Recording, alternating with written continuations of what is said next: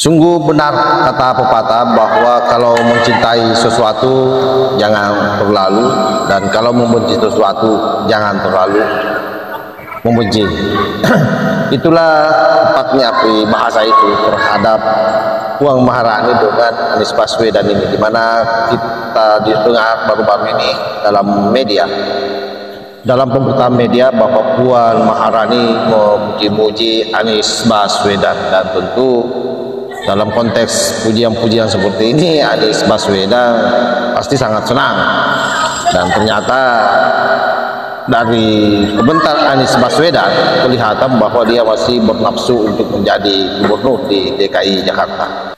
Ada Pak Anies di Jakarta itu PDIP, Pak Basar tadi sudah mengkonfirmasi bahwa memang PDIP memberikan lampu hijau dan ketertarikan kepada Pak Anies, dan mungkin juga sebelum Pak Anies juga merespon hal yang sama. Ini gimana Pak Anies melihat lampu hijau yang diberikan PDIP untuk melenggang masuk ke Jakarta kembali, Pak Anies? Ya, saya ingin sampaikan terima kasih, apresiasi kepada partai-partai yang memberikan kepercayaan itu. Dan tentu itu tidak lepas dari suasana yang tadi kita bahas, bahwa Jakarta yang tenang, teduh, damai selama 5 tahun kemarin, tentu kita ingin teruskan ke depan.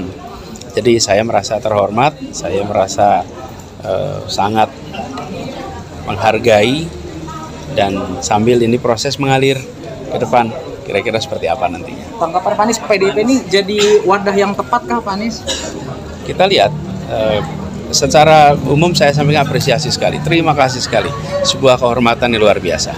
Pak, kalau UKK di PKB, Pak, ini masih membahas isu keagamaan, kan saat ini lagi ramai isu ormas keagamaan diberi izin tambang oleh pemerintah. Ini Pak Anies tanggapannya gimana? Oh, biar mereka aja yang nanggapin. Pak, soal UKK ke PKB, Pak Anies rencananya kapan nih Pak? Kan kemarin Bobi Nasution juga udah datang ke PKB untuk UKK. Kemudian katanya juga Pak Anies kan akan ikut UKK juga. Nanti pokoknya kalau ada jadwalnya pasti terkabarkan. Pak Anies, soal Mas Kaisang bergabung Pak Anies, pasangan politik Pilgub Jakarta, ini menurut Pak Anies juga bercanda atau kemudian memang ada keseriusan dengan Mas Kaisang dari pernyataan Mas Kaisang kita rasakan dengan Pak Anies? Belum ada apa ya, komunikasi apapun juga. Jadi ya kita tunggu aja nanti. Tapi masih tetap akan ada komunikasi ke sana, masih memungkinkan komunikasi ke sana, Pak Anies? Kalau saya ini kan diskusi dengan semuanya ya, diskusi dengan semua aja. Termasuk PKB juga ya berarti ya? Hah? Termasuk PKB juga dong? PKB kan teman seperjuangan. Tapi sinyal ke Jakarta makin kuat kan ya Pak? Apalagi dengan postingan salam hangat dari Jakarta itu yang sekarang mulai digaungkan lagi sama Pak Anies. Ya tergantung media lah. Assalamualaikum warahmatullahi wabarakatuh. Om Swastiastu, Namo Buddhaya, salam kebajikan. Kita sudah melihat bagaimana video di awal, di mana Anies Baswedan begitu sumringah mendengar pujian yang dilontarkan oleh Mbak Puan Maharani kepadanya. Ya, kelihatan lah ya bahwa memang Anies Baswedan ini sangat oportunis, di mana ada peluang maka pasti akan memanfaatkan dengan baik peluang itu. Ya, sama dengan PDIP, tapi sekali lagi bahwa ini konteks politik, sehingga kemudian kalau PDIP hari ini memuji-muji Anies Baswedan, itu perspektif politik. Tetapi kalau kita melihat dan mereview bagaimana PDIP sangat-sangat tidak menginginkan Anies Baswedan dari masa ke masa, mulai jadi calon gubernur sampai kemudian masuk menjadi calon presiden, saya kira semua orang tahu bagaimana PDIP dengan sangat keras memberikan rasionalisasi penentangan terhadap Anies Baswedan.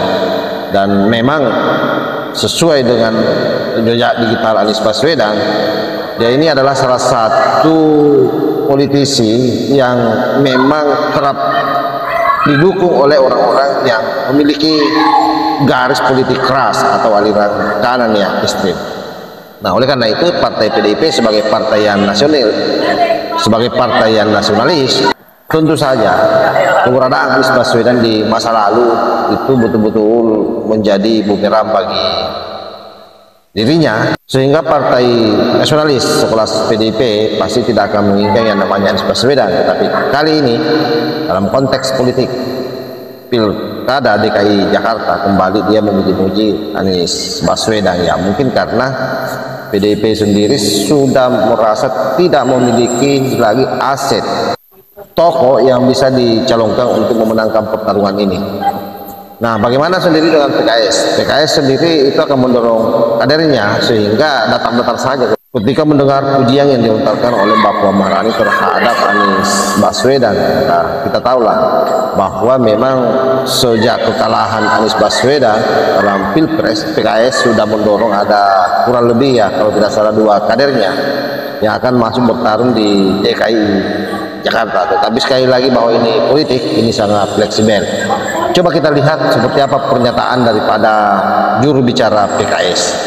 Ya, kami menghormati semua partai politik yang saat ini menggadang-gadang Pak Anies. Ya, kami juga melihat memang Pak Anies juga punya potensi ya, punya rekam jejak yang baik ya, punya prestasi, secara punya capacity to win dan capacity to govern.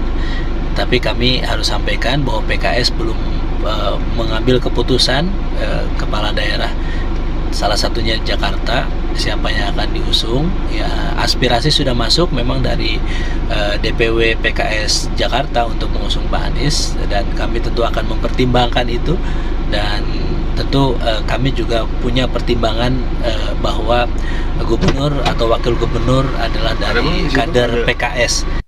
Jadi kelihatan ya bahwa PKS memang ini akan mengusung calon di luar Anies Baswedan. Tapi sekali lagi bahwa ini politik, sehingga bisa saja nanti ke depan PKS berbalik. Tapi apa jadinya ya kalau PKS menyatu dengan PDIP?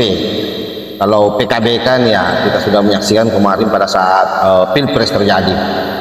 Nah, yang menarik di sini kalau kita review kembali bagaimana perjalanan Anies Baswedan menjadi politisi, itu cenderung itu didekati oleh atau disokong oleh orang-orang yang memiliki paham-paham ekstrim kanan. Sebutlah misalnya ex-ormas HTI yang ada di belakangnya yang begitu sangat konsisten ya dari setiap pilkada sampai masuk ke Pilpres. Yang kedua, harus diingat juga bahwa Anies Baswedan tak kala dia pertama kali dilantik dulu menjadi gubernur di DKI, dan ini juga yang saya kira banyak orang yang waras kaget dengan apa yang dilakukan oleh Anies Baswedan tak kala dia pidato seolah-olah bahwa selama ini katanya selama puluhan tahun dijajah oleh orang kolonial ya, dijajah oleh orang, dan baru kali ini katanya pribumi merdeka. Dan Jakarta ini satu dari sedikit kota di Indonesia yang merasakan kolonialisme dari dekat. Penjajahan di depan mata itu di Jakarta selama ratusan tahun, betul tidak sekalian? Di tempat lain penjajahan mungkin terasa jauh, tapi di Jakarta, bagi orang Jakarta, yang namanya kolonialisme itu di depan mata, dirasakan sehari-hari. Karena itu, bila kita merdeka, maka janji-janji itu harus terlunaskan bagi warga Jakarta.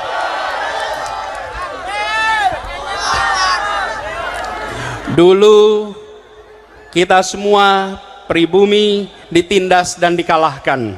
Kini telah merdeka, kini saatnya kita menjadi tuan rumah di negeri sendiri. Jangan sampai Jakarta ini seperti yang dituliskan dalam pepatah Madura, itik sea telor, ayam se ngeremi. Katanya, itik yang bertelur, ayam yang mengerami. Kita yang bekerja keras untuk merebut kemerdekaan, kita yang bekerja keras untuk mengusir kolonialisme, kita semua harus merasakan manfaat kemerdekaan di ibu kota ini. Jadi kelihatan bahwa Anies Baswedan di sini dalam pidato pertamanya itu sudah sarah sekali, dan ini juga yang membuat Ahok sangat kecewa ya terhadap kemenangan terhadap pidato Anies Baswedan, dan termasuk saya kira orang-orang yang waras, partai-partai yang waras ya. Makanya kalau hari ini PDIP kemudian memuji-muji Anies Baswedan, itu menjadi pertanyaan besar buat kita semua. Tapi sekali lagi bahwa yang namanya politik itu dinamis, politik itu orang bicara soal kepentingan, kamu dapat apa dan saya dapat apa. Nah, itulah mungkin yang ada di benak PDIP hari ini, tanpa melihat lagi nilai-nilai ideologis yang diusung oleh partainya. Ya, sekali lagi bahwa PDIP menjadi partai yang oportunis kali ini. Wallahul muwaffiq ila aqwamit thoriq. Wassalamualaikum warahmatullahi wabarakatuh.